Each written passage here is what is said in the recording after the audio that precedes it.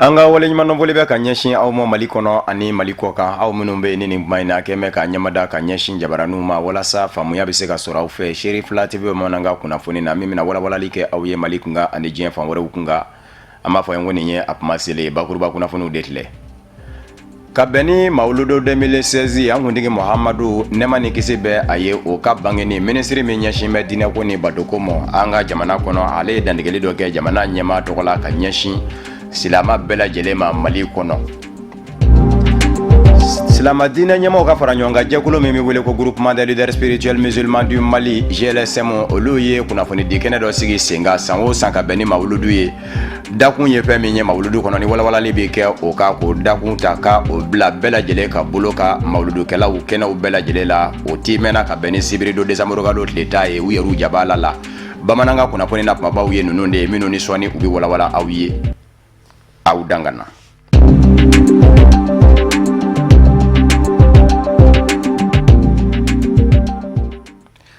Don dɛmɛnenw na fɛɛrɛ dɔ kun kɛ kun bɛ sababu ye ka diɲɛma bɛɛ lajɛlen kalanso ɲɔgɔn na batakiw kun bɛ se ka ɲɔgɔn lasɔrɔ diɲɛ fan da naani bɛɛ lajɛlen la a kun bɛ wele ko La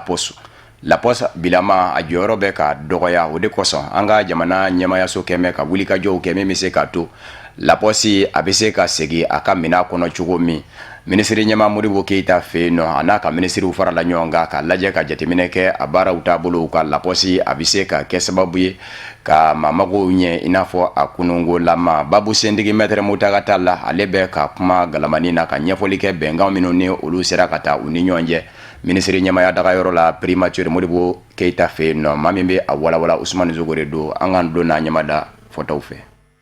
Jamana gouvernement ka Babu Sentigi Maître Mutaga Talla a ye a jira a ka kɔrɔfɔw la k'a fɔ mun bɛ tali kɛ ministriw yɛrɛ dama ka ɲɔgɔn ye la n'o ye conseil de cabinet k'a fɔ a babu fanba bolila fɛn min kan o bɛ tali kɛ ka se ka ninkura fiyɛ pɔsi la pɔsi min ni a ka baara dɔnnen don jamana kɔnɔ ka minɛnw cili nɔgɔya ka bɔ fan dɔ la ka taa fan wɛrɛw fɛ o pɔsi mun bi n'a bɛ gɛlɛyaw kɔnɔ ni o gɛlɛyaw yɛrɛ sababu ye ka kɛɲɛ ni ɲɛnamaya ka yɛlɛma kuraw ye ni san laban ninnu kɔnɔ ni o yɛlɛmaw yɛrɛ labana ka pɔsi wajibiya k'a ka sɔrɔ siraw dagere o tɛmɛnen kɔfɛ ministri ye hakilijigin kɛ k'a jira k'a fɔ pɔsi a bɛ deli ka gɛlɛya dɔw sɔrɔ ka kɛ ni a ka nafolo baaratogow fɛnɛ ye olu koɲɛ ninnu b'a to bi ni kura ka fiyɛ pɔsi la a ka se ka dɛmɛ walasa a dɔn bɛ ni baara minnu ye jamana kɔnɔ a ka se k'olu jɔyɔrɔ fa ani o tɛmɛnen kɔfɛ baara kura minnu bɛ bi ni pɔsiw fɛnɛ b'o baaraw kɛ a ka se ka olu kɛ n'o bɛ tali kɛ wari ciliw la ani kunnafoni sɔrɔ sira kuraw baarali sabula ka da ka pɔsi tɛ bi mun tɛ nin baara damadɔ ninnu kɛ da donna nin kɔrɔfɔ kumabaw de la ministriw ka ɲɔgɔn ye sen fɛ kuma kuncɛla ministri ɲɛma Modibo Keita ni sigi yɛrɛ ɲɛmaya kun b'o bolo a ye a jira k'a fɔ u ka mafilɛli kɛ halisa ka ɲɛsin pɔsi ka lahalayaw ma u ka ɲɔgɔn ye kuraw boloda yaasa u ka se ka taa bɛn hakilina kelen kan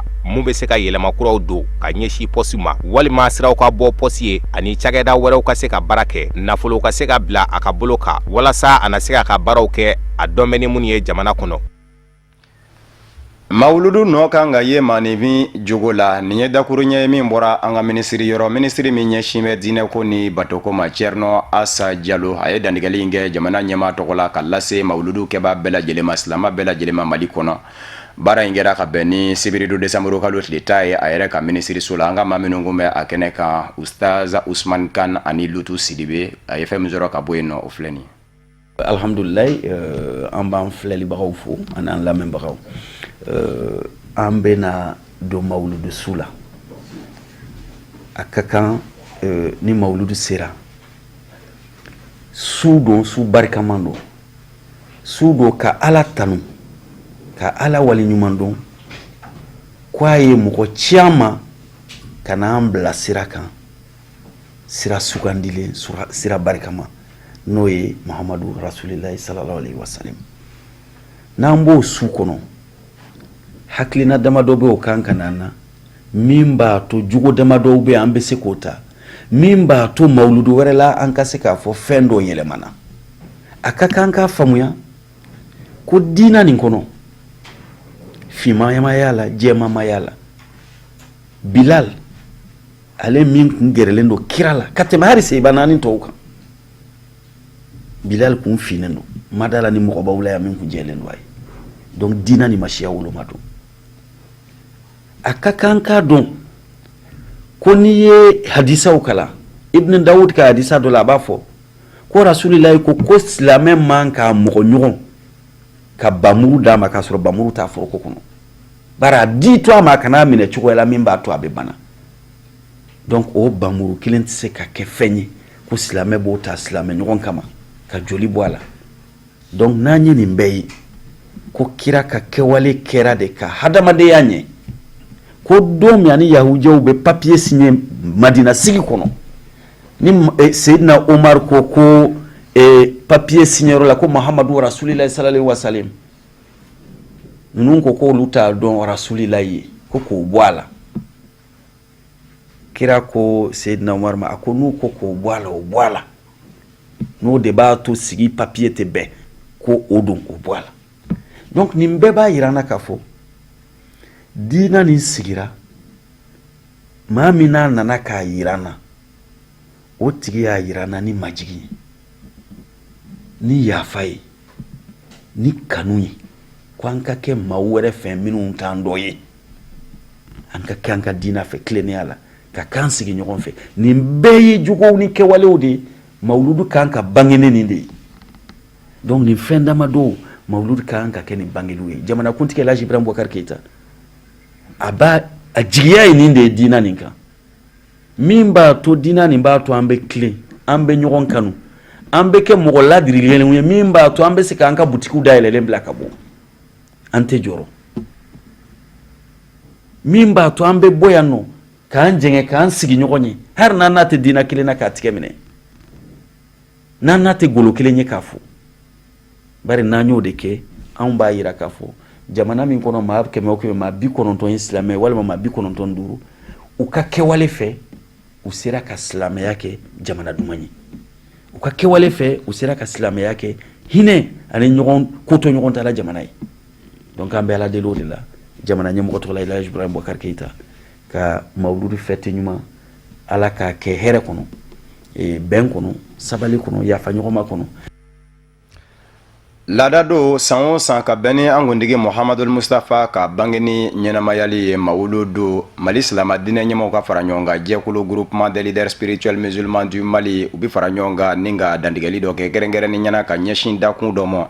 dakun min ni mawuludu yɛrɛ bɛ boli o kan o bɛ se ka kɛ mawuludu yɛrɛ wajulikɛlaw bɛɛ lajɛlen ka dakun ye min bɛ cari mawuludu fa bɛɛ lajɛlen la Mali fan da 4 bɛɛ lajɛlen la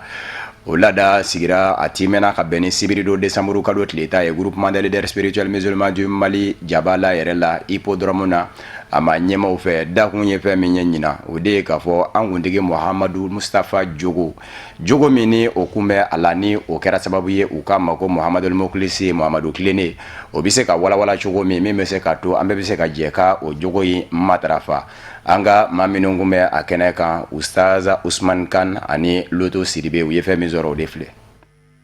An baden alisilamɛw Mali yɔrɔ bɛɛ lajɛlen la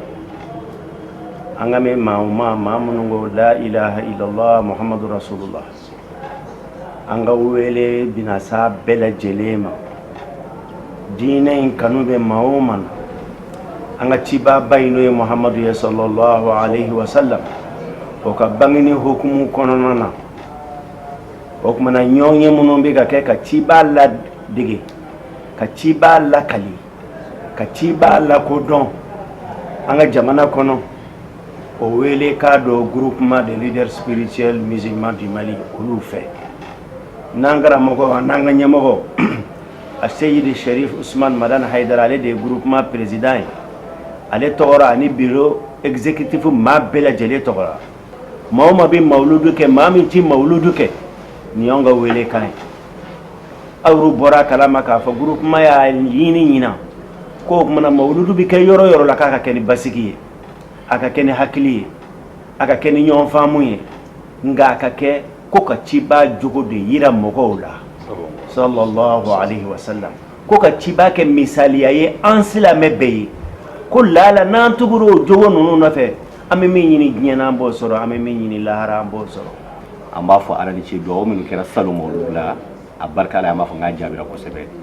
sabula mawuludu kɛra contexte min kɔnɔ o y'a sɔrɔ jamana in ka kalan siranya bɛ fan bɛɛ lajɛlen fɛ hakilisigi tɛ yen basigi tɛ yen hali n'a sɔrɔ laɲini bɛɛ ma sɔrɔ jamana in kɔnɔ bi hɛrɛ sira fɛ ani basigi sira fɛ an b'a fɔ belebele kɛra la mauludu fika kana sɔrɔ mɔgɔw hakilila tigɛlen don mɔgɔw lafiyalen don na ɲa ye k'a fɔ baara min bɛ jamana in jɛ bi nin san laban in kɔnɔ o de ye jogo o tiɲɛna kosɛbɛ fo k'a fɔ k'a tiɲɛna o sɔrɔla mun fɛ fiɲɛ gɔngɔn min nana s'a ma ka bɔ diɲɛ fan wɛrɛw fɛ ani yɛlɛma min donna adamadenw taabolo la o fana de kɔlɔlɔ nana ben Mali kan ni jogow tiɲɛna n'an y'o lahalaya an yɛrɛ ka situation na an y'a ye k'a fɔ vraiment il est temps que bi an ka mawuludu sigi mawuludu ka sigi an ka kuma jogow kan surtout alakira sallallahu ta'ala alayhi wa sallam a jogow o de y'a to groupement y'a nin k'a ka laɲini ye k'a k'a ka hami k'a k'a ka miiriya ye k'a dɔn k'a fɔ diina baara sɛbɛman don wa jamana fana sabati sira ani jamana ka ɲɛta sira a bɛ baara in kɔnɔ o de y'a to an ka ɲɛmɔgɔ y'an wele k'an ka thème in ta Mali kun fo kun an ka wajuli kɛra fɛn o fɛn bɛ wajuli kɛ maa o maa bɛ groupement ka laɲini n'a ka hakilila kɔnɔ i k'o de k'i ka baara ye i k'o de k'i ka wulikajɔ ye i k'a k'i ka cɛsiri ye walasa jamana in bɛ kɔlɔlɔ min bolo o ka se ka bɔ a la n'o kɛra n'an ye jogo sɔrɔ a ka ca Ala fɛ ɲɛmɔgɔ minnu bɛ yen n'olu jogo ɲɛna kɔmɔgɔw jogo ɲɛna adamaden o adamaden i bɛ dakun min na i bɛ baara min na i bɛ jɔyɔrɔ min na n'i jogo ɲɛna na jamana ka développement n'a ka yiriwa b'o de kɔnɔ an bɛ Ala fo an b'a barikada Ala min y'u don an garijɛgɛ la wa an karamɔgɔw fana nana ka na document k'an ye document min anw nisɔndiyalen don a ɲagalilen don an bɛ se k'an disi gosi n'a ye k'Ala fo n'a ye sabula document don min adamadenya baara kɔnɔ an b'a fɔ a ka surun dafalen la kosɛbɛ maa o maa n'i b'i yɛrɛ kalama i bɛ wajuli ko kalama ni document in kalan i b'a dɔn k'a fɔ vraiment baara min kɛra la baara sɛbɛman don wa baara nafaman don a ɲaci bɛ yen bi a bɛ se ka ko dɔ kɛ anw bɛ Ala deli min na document min na don maa o maa bolo Ala k'a laseli fanga a n'a laseli kodɔn n'a hikima Ala k'o d'i ma i ka se k'o lase o kɛra radio siraw fɛ o a kɛra télé sira fɛ o a kɛra misiri kɔnɔnaw ye o a kɛra zawiya kɔnɔnaw ye o a kɛra kɛnɛbani kan wajulu ye o laseli ka se ka se ɲuman na n'o sera o de ye groupement ka message min groupement fɛ k'a di mawuludi ɲɛna ɲina an b'a jigiya k'a fɔ k'a sera n'i y'a ye an bɔra contexte dɔ kɔnɔ ka na yɛrɛ to contexte dɔ kɔnɔ bi o ye jumɛn ye fɔlɔfɔlɔ an tun bɛ ɲɔgɔn sɔsɔ de mawuludi bɛ kɛ mawuludi tɛ kɛ a ka kan ka kɛ a man kan ka kɛ bida don a dagalen don a halalen don Ala subhanahu wa ta'ala ale de ye tiɲɛ dɛmɛ dɔrɔn Ala de ye tiɲɛ dɛmɛ wa Ala ye tiɲɛ wasa fana n'o lahalaya ye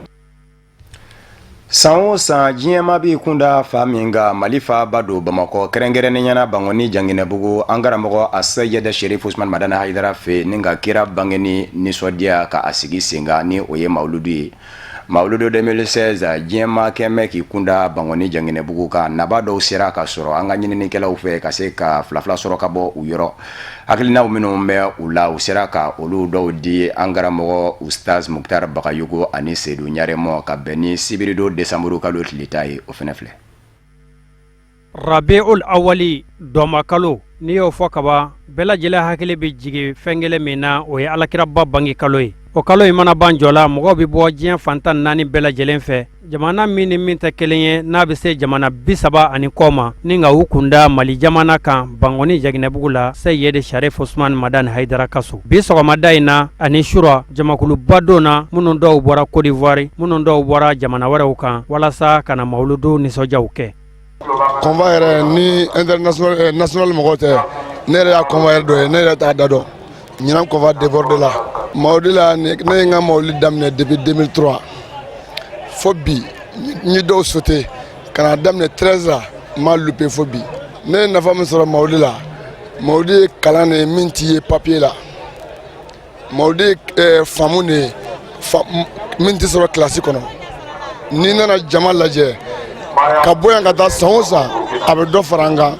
dan tɛ mawuludi nafa la ko da bɛ se k'a langale bon an bɛ dugawu kɛ karamɔgɔ ye ani labagaw wa mawuludu kalo mana jɔ kaban Bangoni Janginɛbugu terɛnba min n'a tɔgɔ dan bɛ Sayɛdɛ Sharif Usman Madani Hayidara la o terɛn in kɔni de bɛ yɛlɛma ka kɛ sugu ye k'a minɛ k'a fa i b'a fɔ ko Bamakɔ daba naani mɔgɔ mɔgɔ bɛ na suguko kama u bɛɛ bɛ na place sɔrɔ o y'an ka laɲini ye bon an bɛ ka fɛɛrɛ mun tigɛ a kama o de ye mɔgɔ minnu tɔgɔ sɛbɛnnen no tigɛ kan bɛɛ ka sabali n'Ala sɔnna mɔgɔ mɔgɔ kɔni tɔgɔ sɛbɛnnen no bɛɛ bɛ place sɔrɔ ola an bɛ ka bere mun ta a fɛnɛ kama o de an ka sabali ɲɔgɔn kɔrɔ ni place min yirarira i ka sigi ye mais ne taara sigi yɔrɔ la min ma yirira n'an sere ma an bɛ ka tigɛ bɔn ka bɔ yen an bɛ dugawu kɛ an karamɔgɔ yɛrɛ ye si ni kɛnɛya Ala k'o dan n'a ma o ni mɔgɔ mɔgɔ sen bɛna mawuludu in kɛnɛ kan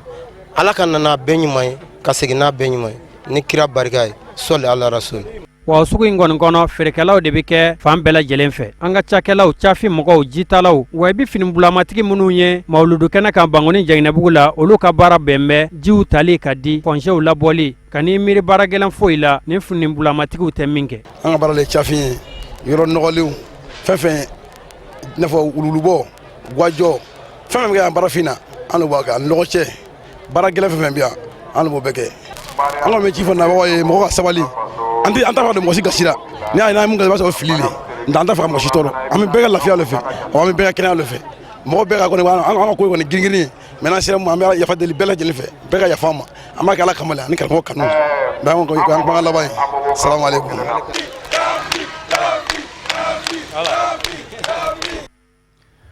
Jumado Desamuru kalo tile kɔnɔntɔn Sherifula misiri kɔnɔ Bangoni Janginɛbugu la a Sayɛda Sherif Usman Badana Hayidara fɛ an balaka chrétien dinɛma 3 olu jɛra ka tuubi ka don Muhammadul Mustafa ka diinɛ na ni o ye Ala ka diinɛ kɛrɛnkɛrɛnnen ye diɲɛ mɔ ka se ka maaw lafiya an bɛ aw ladɔnniya k'a fɔ an balaka 3 ninnu minnu ye chrétien diinɛ maaw ye u ye baya layidu 6 ta an karamɔgɔ a Sayɛda Sherif Usman Badana Hayidara bolo a kɛra juma seli jiginne kɔfɛ an ka maa minnu kun bɛ a kɛnɛ kan Ustaz Mokhtar Bagayogo ani Seydou Ɲare o fana filɛ nin ye. Inna dina indallahi al-islamu dina min bɛ daliba masa yɔrɔ n'a diɲɛ bɛ n'o ye n'a y'o di a ka jɔnw ma k'u kɛ sabati o kan n'u fatura o kan u bɛ ala ɲuman sɔrɔ o ye alisilamɛya diinɛ ye o de kama jumado desanburu kalo tile 9 Bangoni Janginɛbugu la a Sayɛda Sherif Usman Madani Hayidara ka so juma kutuba kalannen kɔfɛ ni ka juma seliw bɛɛ lajɛlen kɛ k'a ban an ba damadɔ olu nana k'u bɛ u yɛrɛ di daliba masa ma ni ka don Ala ka diinɛ na u tun bɛ diinɛ min na o tun ye chrétienya diinɛ ye Sherif Usman Madani Hayidara ka weledakanw a ka laselikanw minnu n'u walawalalen don u banginen don ka tɛmɛ tile bɔcogo kan o de kɛra sababu ye an balimamuso ninnu u kɛ faamuya sɔrɔ Mamadu Mustafa ka diinɛ na ni k'a dɔn k'a fɔ kisi tɛ yen bɔda tɛ yen lahara fiyewu fo alisilamɛya diinɛ minɛli o kama juma seli duwawu bannen kɔfɛ Sherif Usman Madani Hayidara a ye ni muso ninnu tuubi ni bay'atu alal islami ye u ka seereya ka da dabama la k'a fɔ kelen don ni ka kira ka kiraya sabati ni ka sɔrɔ ka baya layidu 6 minɛ.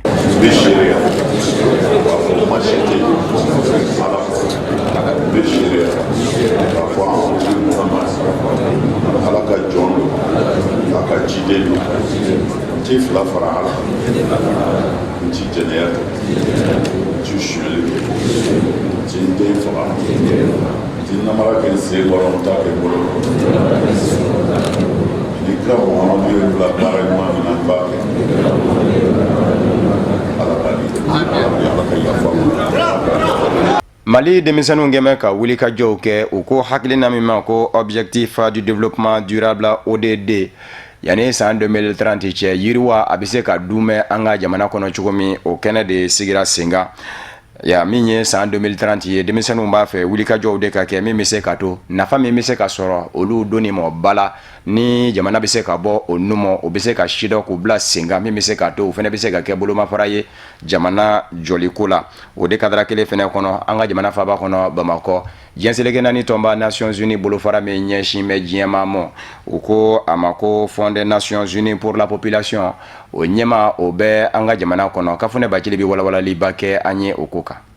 Ni lajɛrɛ in a ye Mali minisiri caman de fara ɲɔgɔn kan diɲɛ seleke naani tɔnba Nations Unies a ka bolofara min ɲɛsinen don dugudenw ka koɲɛw ɲɛnabɔli ma Fonds des Nations Unies pour la population o ɲɛma tun bɛ kɛnɛ kan ka fara denmisɛn jɛkulu caman kan lajɛrɛ in kɔnɔna na a kɛra sababu ɲuman ye jeunes ma u ka se ka u ka dɔnniw sinsin hali bi ka ɲɛsin baaraw ma minnu laɲini bɛ ɲɛtaa badabada ko fɔ ni o ye ODD les objectifs du développement durable ka kɛɲɛ ni buna hadamadenni yɛrɛ hakɛya ye dugukolo kan kɛrɛnkɛrɛnnenya na Mali jamana kɔnɔ walasa min b'a to ɲɛta ani sɔrɔ yiriwa siraw olu bɛ se ka sinsin cogoya min na ka kɛɲɛ ni dugudenw ka lahalaya ye yanni san 2030 cɛ o de kama jeunes bɔra ka caya ni ka nin sigi in kɛ u kunnadonni ye walasa nin baara bolodalen ni o ye ODD ye o laɲiniw bɛ se ka sabati cogoya min na walasa jeunesse bɛɛ lajɛlen ka se ka bɔ o baara ninnu laɲini ninnu ma o laɲini dun baara ninnu bɛɛ lajɛlen tɛ se ka sɔrɔ bada fo a bɛ minnu yɛrɛ kun ka kɛrɛnkɛrɛnnenya la denmisɛnninw olu ka se ka baara ninnu cogoya faamuya walasa u niyɔrɔ ye fɛn minnu y'a la u ka se k'u jeniyɔrɔ fin o yɔrɔw la baara bolodali a n'a lawaleyali nasiraw fɛ o hakilina kelen de nana ni lajɛrɛ in babu ye ni o ye denmisɛn bɛɛ lajɛlen kelen-kelenna kan ka fɛn min wajibiya i yɛrɛ kan o bi tali kɛ fɛn min kan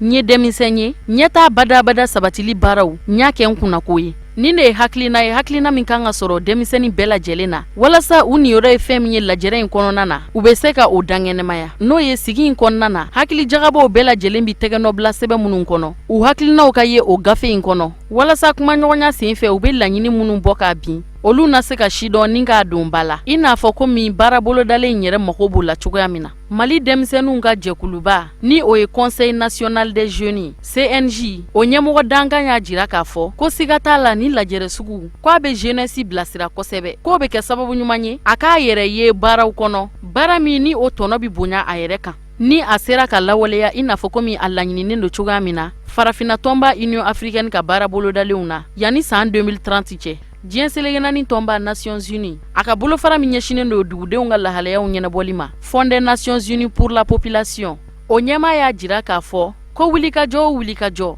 ni o bi tali kɛ denmisɛnninw ka lahalayaw kun kan ko tɔnba in na ye o baara bolodalen ninnu jigi kɔrɔ kɔkɔrɔmadonni o nasiraw kan farafina jamana bɛɛ lajɛlen kɔnɔ. Mali minisiri min ka caw bɛnnen do denmisɛnninw ka koɲɛw ɲɛnabɔli ma Amadu Koita a ko an filɛ waati min na i n'a fɔ sisan ko waati sera denmisɛnw yɛrɛ ka nin baara bolodalen in faamuya. ODD baara a laɲiniw ye jumɛnw ye baara in bi don bala ka ɲɛsi fɛn jumɛn ni fɛn jumɛn ma a bi kɛ nafa ye maa jumɛn ni maa jumɛnw ma baara ninnu bɛɛ lajɛlen bi kɛ ka don hukumu min kɔnɔna na ani laɲini gɛlɛn minnu b'a kɔnɔna na walasa baara ninnu bɛɛ lajɛlen bi se ka lawaleya Mali jamana kɔnɔ cogoya min na ko ɲiningali jaabi kan ka sɔrɔ denmisɛn bɛɛ lajɛlen de bolo ko jeunesse k'a yɛrɛ ye sigida ɲɛta badabada sabatili baaraw la ka kɛɲɛ ni dugudenw ye an'u sigicogo ko ni o bɛɛ lajɛlen sidɔnna denmisɛnw fɛ u n'a dɔn u jɔyɔrɔ ye fɛn min ye baara in waleyali la wa ko siga t'a la a bi waleya ka ɲɛ i n'a fɔ laɲini kɛlen do cogoya min na ni lajɛrɛ min kɛnɛ sigilen filɛ nin ye lajɛrɛ in fɔra a ɲɔgɔnna lajɛrɛ camanw kɔ o lajɛrɛ ninnu bɛɛ lajɛlen n'i y'a ta k'a lajɛ kuma ɲɔgɔnya minnu ani hakilina minnu sɔrɔla olu de bɛna taa bin lajɛrɛ belebele dɔ kɛnɛ kan min bɛna kɛ ɲɛta badabada kun kan janvier kalo nata san 2017 Addis Abeba. Diɲɛ fan wɛrɛ kunnafoni nasiraw la Gambie jamana ɲɛma Yahaya Jammeh kun y'a jira k'a fɔ a jɛnbɛ ni a ye k'a fɔ a bira jamanakuntigisigi kalataw la nka décembre kalo tile 9 tɛmɛnen a y'a jira k'a fɔ fɔlen ma bɔ ka sabu kɛ dan tɛ kalata labɛnni jɛkulu commission électorale la k'a kɛna kɛ ɲankuma u ye namara kɛ a ye dantigɛli in kɛ Jabaranizo ani radio so de la Gambie jamana kɔnɔ a kɛn bɛ sababu ye ka Gambie jamana a n'a dafɛmaw bɛɛ lajɛlen kɔni kɔnɔ guwan barisabu ka d'a kan a kun y'a jira k'a fɔ a jɛnna ni a bili ye. Ganakaw ka jamana ɲɛma kura fanga sinamatɔ ɲɛma do Nana Akufo Addo ye John Dramani Mahama bin Ganakaden fanba ye danaya da ale de ka sugandi ka kɛ jamana ɲɛma ye san 4 kɔnɔ a bɛna Gana mara an bɛ aw ladɔnniya k'a fɔ Ganakadenw mana sigi kɛmɛ sara la 53 ni kunkanbɛn ye kala ta a ye jamana ɲɛma min kun bɛ yen ni o bira 44 ni kunkanbɛn de kala ta o ye. Décembre kalo tile 9 ka bɛn ni jumadon ye an bɛ aw ladɔnniya k'a fɔ o ye yurugu kɛlɛli don gɛrɛngɛrɛnnen ye diɲɛ selekɛnani binaku ka bɛn ni o ye Benengaw ka jamana ɲɛma Patrice Talon a ye dantigɛli dɔ kɛ ka jira k'a fɔ fɛn minnu ni olu bɛ a bolo nafolomafɛnw na u k'a ma ko bien ka bɛɛ lajɛlen ta k'a da jɛkulu ɲɛkɔrɔ jɛkulu min sigi bɛ sen ka ɲɛsin yurugu kɛlɛli ma Benin jamana kɔnɔ a tɔ tora baa minnu ye sa o ye wasabulo kɔnɔ wasadenw ye olu de b'an bɛ fɔlɔ k'u ka nafolow ta k'u da bɛɛ lajɛlen ye ni u k'a ma ko déclaration de bien public. Burundikaw ka jamana ɲɛma Pierre Nkurunziza ye dɛmɛba sɔrɔ a yɛrɛ la u ka farafina jamana kɔrɔyanfa jɛkulu ni o ye jɛkulu ye min ni o ɲɛsin bɛ u ka basigili mɔ ye maa min sugandin bɛ o jɛkulu in fɛ k'o kɛ surunani donba ye kɛrɛnkɛrɛnnen na Tanzanikaw ka jamana ɲɛma kɔrɔ ni o ye Mpaka ye u k'a ma ko Benjamin Mpaka ale taara Burundi kɔnɔ k'a bɛ sigi ka fɔ ɲini fanga sinamatɔw ni Pierre Nkurunziza ni ɲɔgɔn cɛ nka se a y'a yira k'a fɔ ne maa min hakilila k'a fɔ ale bɛna jira de k'a fɔ Pierre Nkurunziza tɛ jamana ɲɛma ye k'i bɛ k'i yɛrɛ nɛgɛ fangabundaw minnu bɛ jamana kɔnɔ k'a bɛɛ lajɛlen ye jamana fangabunda lakodɔnnenw ye wa ko jamana de fanba fana ye danaya da Pierre Nkurunziza kan ko diɲɛ selekɛnani tɔnba Nations Unies kɛmɛ ka lakodɔn wa hali sini lasigiden dɔ bɛ bɔ diɲɛ fa dɔ fɛ ni ka na ni a ka yamaruya sɛbɛn ye k'o di jamana ɲɛma ma ko min bɛ o cogo la ko diɲɛ bɛ se ka taa jira k'a fɔ ko jamana ɲɛma masina ko o tɛ jamana ɲɛma ye a ka jamana kɔnɔ. Farafina tɔnba Union africaine u ye kɛnɛ min sigi sen kan k'a lajɛ ka hakili falenfalenw kɛ maa minnu kɛ mɛ k'u kanbɔ jɔyɔrɔ nɔfɛ jɔyɔrɔ min bɛ labila don nataw la Afrique du Sud kaw ka jamanaden ni o ye Katre ni o ye Jacob Zuma furumuso kɔrɔ aya o ko a ma ko nkosanana Lamini Zuma ale ka waati bɛ dafa commission ɲɛmaaya la a nɔnabilaba de ɲininen don jabarani na bɛɛ lajɛlen kɔni nana ka na jira k'a fɔ ni kɛra commission ma ɲɛmaa ye farafina tɔnba Union africaine kunna n b'a fɛ ka farafina dilan ni dilancogo minnu ye k'o bɛɛ lajɛlen kɔni fɛsɛfɛsɛ a y'a bɛɛ lajɛlen kɔni bɛna kan min kɔni kan o ye de ka fɔ farafina tɔnba union africaine sirilen don nazarala tɔnba union européenne na ka kɛ de ko musaka fanba bi bɔ nazarala tɔnba union européenne fɛ cɛbɔ ninnu bɛɛ lajɛlen y'a jira k'a fɔ olu kɔni bɛ ko ye min ye ni u kɛra ɲɛmaa ye ka lajɛ ka fu siri o la farafina tɔnba union africaine yɛrɛ ka se k'a ka musaka bɔ a yɛrɛ ye k'i jɔ a yɛrɛ kolo la walasa hakilinaw minnu ni a b'a fɛ k'olu ta ka ɲɛsin farafina ma a ka se k'u ta ka sɔrɔ a ma bɔ a taabolo ka barisabu ka da ka walito dun min maa da mɔsɔn o de fana bɛ dansigi bamanankan kunnafoni na min farala ɲɔgɔn kan ka lase aw ma kunnafoni diso ɲɛmayaso fɛ ka bɛn ni nin kuma ɲɛ k'aw fo ka wale ɲuman dɔn Mali kɔnɔ ani Mali kɔ kan aw minnu ɲɛmadan kun bɛ ka ɲɛsin jabaraniw ma walasa faamuya bɛ se ka sɔrɔ aw fɛ Sherif la TV bamanankan kunnafoni na laseli wɛrɛ aw ni Kafunɛ Bajeli de bɛ ɲɔgɔn sɔrɔ yan'o cɛ ne b'a fɔ an ka kan bɛɛ diɲɛ waati wɛrɛ n'Ala sɔnna ma.